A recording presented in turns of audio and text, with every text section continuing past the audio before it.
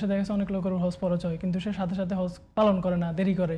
এই সম্পর্কে ইমামদের মত কি বা ইসলাম কি বলে? হজ কি দেরিতে পালন করা যাবে না সাথে সাথে পালন করতে হবে? কোনো ব্যক্তির একদম যদি সংক্ষেপে উপরে যদি হজ ফরজ হয় আর তিনি যদি তার জীবদ্দশায় হজ পালন করেন তাহলে কারো মতে তিনি গুনাহগার হচ্ছেন না। জি।